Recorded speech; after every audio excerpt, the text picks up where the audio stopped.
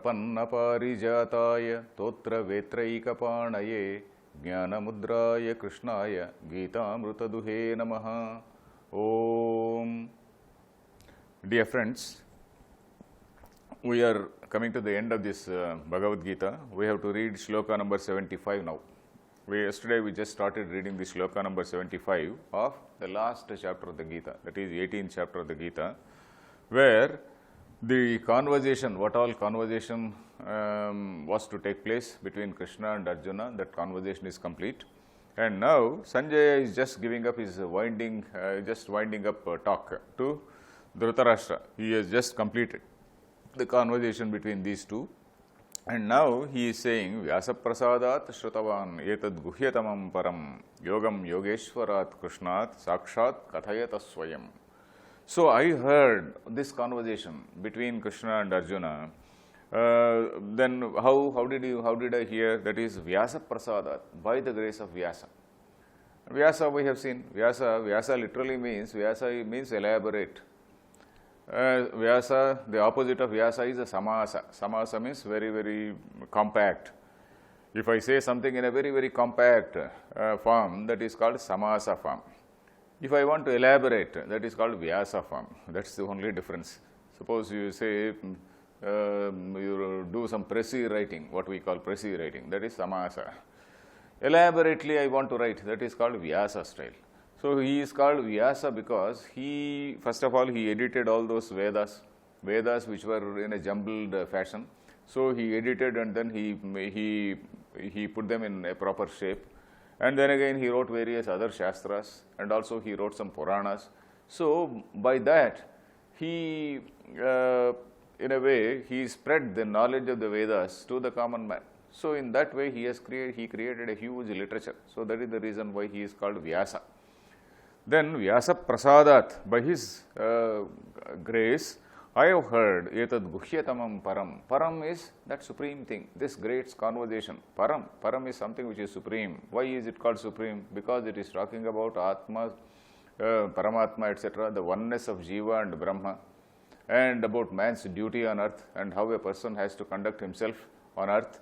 So these are the things which are told here. And guhyatama, something which is really fantastic, and then which is a very highly, a thing which has to be greatly protected. This is something which has to be great. It is something of great value, let us say. Something of great value which you are keeping it in your, say, chest, iron chest, let us say. So suppose you have got your iron chest in which all the jewelry and various things you are keeping. So something like that. This is guhyatama. It is something which is highly valuable. Then this particular yogam, yogeshwarat krishnat. Krishnat means from Krishna, and there are two adjectives, this one adjective for Krishna, Yogeshwarat Krishnat. From Krishna, who is the Yogeshwara. Yogeshwara is yoga plus Ishvara. What is that yoga Ishvara means?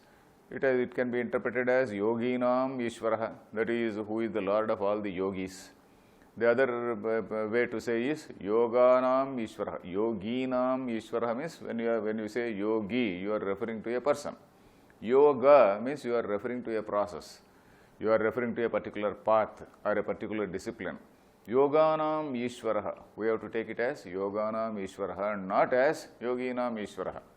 So that is how the commentators have, all the people have explained. When you say Yoginam Ishvaraha, you are actually limiting his scope. That is, there are so many yogis and you are like a leader of these yogis. Not like that. Yoganam Ishvaraha means all these paths. He talked about so many paths.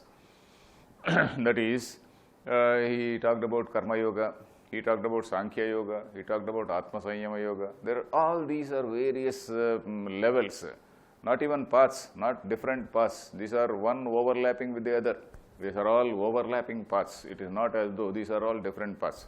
Some people say that Gita talks about 4 different paths, etc. They are not 4 different paths. They are only 4 levels. They are actually overlapping paths. That is, Karma Yoga is the basic level. In that basic level, you are purifying your heart. And with that, it gives what is called Chitta Shuddhi. And that with that Chitta Shuddhi alone is not enough. But still, Chitta Shuddhi means partly you have attained some Chitta Shuddhi, but then still our emotions like anger, etc. are still there. Love, hate, anger, etc. are still there. Which, if they have to be controlled, then the next process is Atma Sanyama Yoga. Then again, the next is one's ability to concentrate, that is Dhyana Yoga. And with all that, Bhakti also is needed. So all these things, one complementing the other, they are all complementary. They are not different paths. So for all these paths, he is the Yogeshwara. And all these paths ultimately, they help in reaching him. So that is the reason why he is called Yogeshwara. Yoganam Ishwaraha. Sarvesham Yoganam Ishwaraha. For all the yogas, he is the Lord. So, Guhyatamam, Etad Guhyatamam Yogam.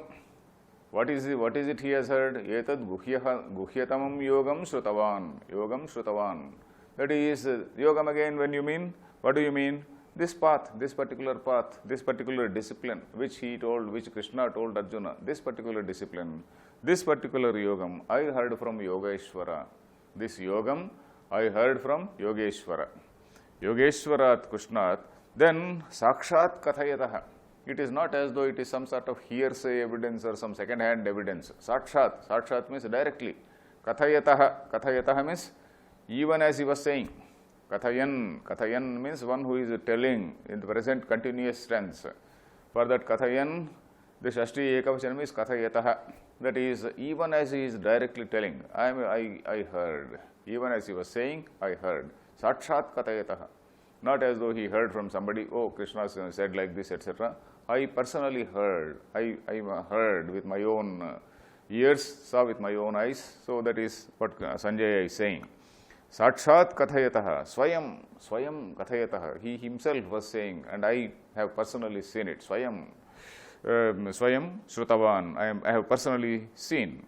So Vyasa is the person who has given that boon to him, and because of that, he has been able to hear. Then next shloka, he says, 76, Rajan samsmrutya samvadamimam adbhutam Keshavarjunayoh punyam hrushyami cha muhurmuhu. Rajan is Sambodhana. Hey Rajan, Raja, the word Rajan is the Sambodhana.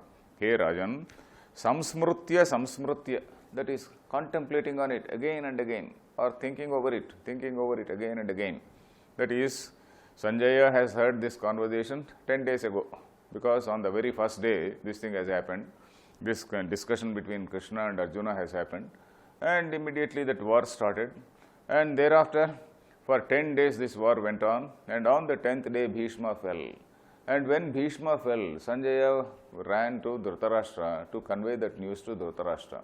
So at that time, this thing is a sort of flashback, or the entire Gita is a sort of flashback which is Sanjaya is telling Dhritarashtra. That is 10 days after the war. So that is what we have to remember. So that is what that means. For the last 10 days, he has also been thinking about it. He was recalling what Krishna said, and he was feeling so happy about this whole message, because there is a personal benefit for him also. Sanjaya, from the very Lord, he has also heard this particular message. So who are all the people who heard?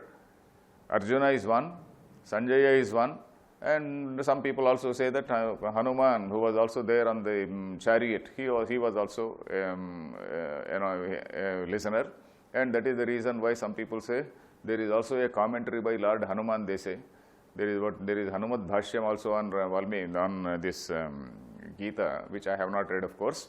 There is a Bhashyam with that name. So now this Sanjaya, from what he heard about 10 days ago, he has been thinking on it, he has been recalling it, and then he is feeling so happy about the overall message, because his own perception might have changed. Like Arjuna's perception has changed, Sanjaya's perception also might have changed. From an ordinary minister who conveyed some dirty news from Dhritarashtra to Pandavas, etc., he has now become a wise man. Then samsmrutya, samvadam imam adbhutam. This particular adbhutam samvadam. In fact, yesterday also we got this word adbhutam. So now second time he is saying, in the earlier shloka also he said, ityaham samvadam imam ashrausham adbhutam roma harshanam. So now again in 76 he is saying Adbhutam. For the second time he is saying Adbhuta is, now probably Vyasa also is hinting to us that this is something which is Adbhuta Rasa. So Samvadam imam Adbhutam Keshavarjunayoh Punyam. Keshavarjunayoh Samvadam imam idam. Keshavarjunayoh Samvadam is the Samvada between Keshava and Arjuna. And what type of Samvadam is it?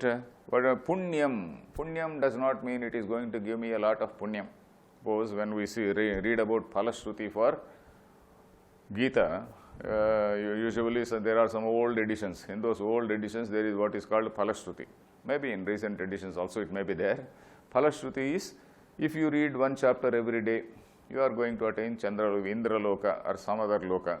If you read at least a few lines, you will go to some other Pitruloka. If you read the entire Gita every day, then you will certainly go to Brahmaloka. So something like that. These things are given. So we should not take them as literal truths. We should not take them as literal truths. They are called Arthavada. Arthavada means Artham Uddishya Vadaha. That is, Artham is Prayojanam. Suppose you are intending, you are keeping in mind a particular Prayojanam. That Prayojanam is a particular use. What is the use of this saying? That is, he wants us to do, he tells us, or rather he wants us to do something or not to do something.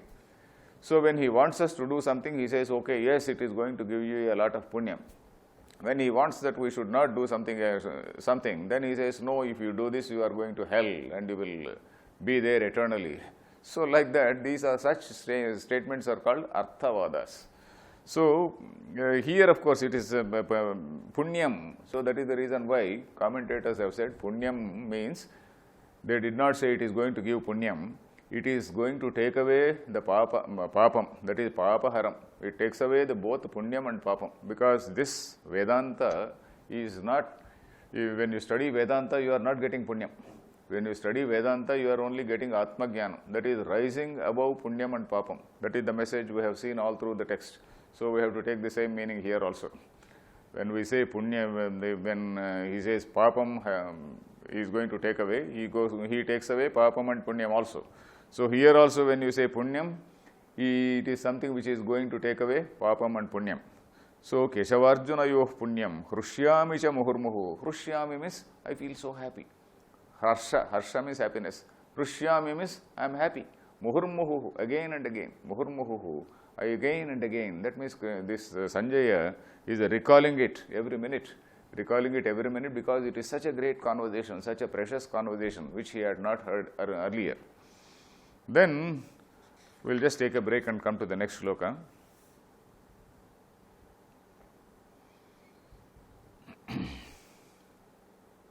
Let us resume. Now we will go to the next shloka, that is 77. So here again, this same Sanjaya is telling Dhritarashtra, continuing to tell Dhritarashtra, Taccha samsmrutya rupam atyadbhutam harehe vismayo me mahan rajan hrushyami cha punah punah. Just like earlier shloka, he is saying same thing. Taccha samsmrutya. In the earlier shloka he said samsmrutya. Here again he is using the same words, samsmrutya, having recalled again and again. Tat means that same conversation, that particular samvadam. Samsmrutya, rupa, no, it is referring to some rupam. He is not talking about the samvada. Samvada is Pumlinga Shabda. If you refer to samvada, you should not use a tat. Then tat, when he is talking about tat, he is referring to the rupam. Rupam atyadbhutam harehe. Harehe atyadbhutam rupam samsmrutya. He earlier recalled the samvada, the conversation between Krishna and Arjuna, he recalled earlier. Now he is recalling the rupam. So that is the difference. The earlier shloka, he recalled the conversation. This particular shloka, he says, I am recalling that rupam. Taccha samsmrutya. Rupam atyadbhutam harehe. Atyadbhutam. Again he is saying one more word here, adbhutam. For the third time he is saying. Earlier he said adbhutam. Now he is saying atyadbhutam. Ati means extremely miraculous, extremely fantastic, extremely captivating. So that is atyadbhutam. And what is that rupam? Harehe rupam. What is this hari? Hari also we say avidya tatkaryam harati. That is, Hari is somebody who takes away your avidya. Harati, the word root, the root ru means to take away. Harati iti harihi, harati iti haraha. We know there are two words called Hari and Hara. Hari is Vishnu, Hara means Shiva. So both words, they come from the same root. That is Harati, that is he takes away. What does he take away? He takes away all your sins. How? Not that he is just writing them off. He is by giving us some good buddhi. He is making us to do some good things. And by doing good things, we ourselves, we nullify our own bad account. And by that buddhi, we also try to know what is our real self. In that way, he is taking away our sins. Not as though he is taking away, well, simply because I say, okay, I am your boss, I am your servant. He is not immediately ticking off all my sins, and then he is not carrying me to heaven with all my bad qualities. So that is, Rupam Atyadbhutam Harehe. Then Vismayah, I was telling you the meaning of Hari. Hari means one who takes away our ignorance here, one who takes away the ignorance. Then Vismayo me Mahan Rajan. I am so surprised. Vismaya. Vismaya means an extreme case of surprise. Smaya. Smaya is surprise. Vismaya, Visheshena. That is something, he is so surprised because he has seen that terrible form. I was telling you about the terrible form which we saw in 11th chapter, where so many heads, Aneka Damstra Karalani Temukhani, Damstra Karalani with very, very fierce teeth, and those teeth, the people are being chewed, heads are being chewed up, and then some people are hanging on to the teeth. So that sort of form he saw. Vismayo me Mahan Rajan, Hrushyami cha punah punaha. I see that and I feel terribly. He says, okay, Hrushyami. Why is he Hrushya? Why is he happy about that? Well, we do not know. Maybe Sanjaya is feeling that all the bad people are going to die. Maybe that is a harsha. When Sanjaya is saying, Hrushyami cha punah punaha. Okay, that samvada is good. Samvada is, okay, it is something which is enlightening samvada, something which is telling about Atma and Paramatma. And when Krishna is saying, telling Arjuna that you are that Brahman, he is also telling Sanjaya that yes, you are also Brahman. Though Sanjaya also is knowing about the Brahman in himself. Then Hrushyami cha punah punah Rupam. When he is talking about the Rupam, maybe he is also happy that all the bad people are being chewed up. We do not know. So, but Sanjaya says, Hrushyami, I am extremely happy by recalling that. Now the last shloka, that is the last shloka is 78th shloka. We know that 18th in chapter number 18 is the biggest chapter, only followed by second chapter which has about 72 verses. 18th chapter is having 78 verses. We are seeing the last shloka of Bhagavad Gita, that is Yatra Yogeshwarah Krishno Yatra Partho Dhanurdharaha Tatra Shrir Vijayo Bhutihi Dhruva Nitirmatir Mama. Very often it is quoted, very, very greatly quoted. Yatra Yogeshwarah Krishno Yatra Partho Dhanurdharaha Tatra Shrir Vijayo Bhutihi Dhruva Nitirmatir Mama. Matir Mama means it is my firm view, it is my mati. Mati means my firm opinion, my view, my nishchaya. That is Matir Mama, that is my nishchaya, is this. What? Yatra Yogeshwarah Krishna, where Krishna, the Yogeshwara, is present. And Yatra Partho Dhanurdhara, where Partha, the man with bow, is present. Where Krishna, the Yogeshwara, is present, and where Krishna, Arjuna with bow is present. That means when these two people are together, not Krishna in one place and some other place Arjuna, where these two people are together. Yatra Yogeshwaro Krishna, where Krishna is present and where Arjuna is present. Tatra Shrihi Vijayo Bhutihi. Tatra means there. Vijaya means victory. Shrihi. Shri means all grey, all well. We are not talking about wealth only here. Not as though the kingdom and wealth, they are not the material things here. Shri is something beyond that. Shri is not merely wealth, money, and all those things. Shri is all greatness, let us say. Tatra Shrihi Vijayo Bhutihi. Bhuti is again excellence. Bhuti is excellence. Dhruva Nitihi. Dhruva Nitihi. Dhruvam means something which is very, very firm. Dhruva is very, very firm. We know the story of that great man called Dhruva. Dhruva was a small boy who did great tapas, and then when Lord Vishnu appeared, so this Dhruva wanted a boon. I want a very, very eminent place. I want to be very, very famous in the world. So Lord Vishnu granted him, okay, for a long, long time you will rule this earth, and thereafter, after you die, then you will attain a great place in heaven. So this man lived for a long time, and then he was a great ruler, and again he was elevated to the level of, according to the Purana, we should not take it literally, according to the Purana, he is elevated to the level of that pole star which is called Dhruva.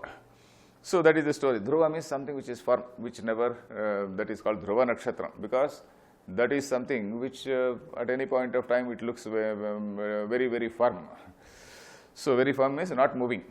So Dhruva Nitihi, that is where this particular Niti, or rather strategy or dharma, is something which is unfailing. Dhruva means here the meaning of Dhruva is unfailing. So the strategy or the path which is told by Krishna is something which is unfailing. So there we have got this Yogeshwara. Yogeshwara, we got this word yesterday also. Yogeshwara is Yoganam Ishvaraha. That is, for all the paths, for all these yogas, he is the Lord. Because all these paths, that is called Karma Yoga, this Atma Sanyama Yoga, Jnana Yoga, Bhakti Yoga, all these things, they all overlap. And after all that, one has to come to Jnana Yoga. Jnana Yoga is essential. Without Jnana Yoga, all these things are of no use. So all these things, they come to Jnana Yoga, and with that Jnana Yoga, it culminates in realization, self-realization. So that Yogeshwara is he, that is that Lord who is the Ishvara of all these yogas. So a person who is a place where this Yogeshwara is there, and also Dhanurdhara. Dhanurdhara is a man of action. So there is a man of action, and there is also the Lord. So that means that Lord, or the cosmic being, who is directly guiding the human being. So there is a cosmic being directly guiding the human being. Narayana and Nara, if you see their earlier forms, there were two mighty rishis called Narayana and Nara. We also heard here the stories of Nara Narayanas. So Narayana is Vishnu, Nara is Arjuna. So these two people have taken birth at this particular time of Mahabharata in order to eliminate the bad people. So that is the story there. So Yatra Partho Dhanurdhara. So there is a man of action acting in harmony with the divine being. The divine being is Krishna, and Arjuna working in harmony with him. So that is where Tatra Shrir Vijayo Bhutihi, when these two people are together, God guiding the man, when that is the picture, where Tatra Shrihi, that is Aishwaryam, Vijayaha, victory, Bhutihi, all excellence, then Dhruva Nitihi, unfailing strategy, unfailing dharma. That is where all these will be there. Iti Matihi Mama, that means it is my firm view. So that is how we come to the end of this text. And in the last shloka, Sanjaya is actually hinting to Dhritarashtra that Pandavas are going to win.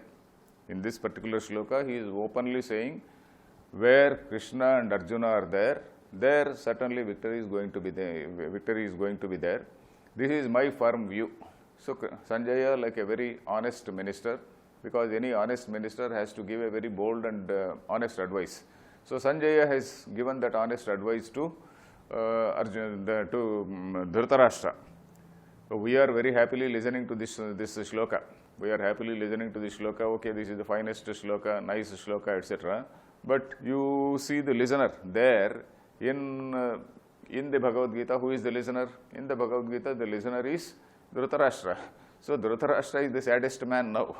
So and to that man, he is saying, oh, where Krishna and Arjuna are together, certainly victory is going to be theirs. So at least now you please think about peace. That is what is a hint to this Dhritarashtra.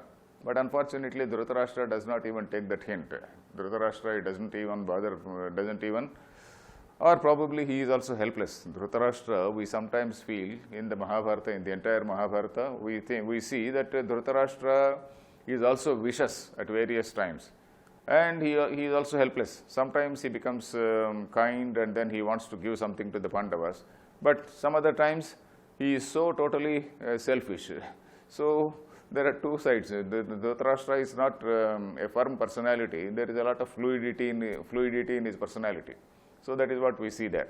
So at least here, Sanjaya is very clearly hinting to him, yes, victory is going to be that of Pandavas.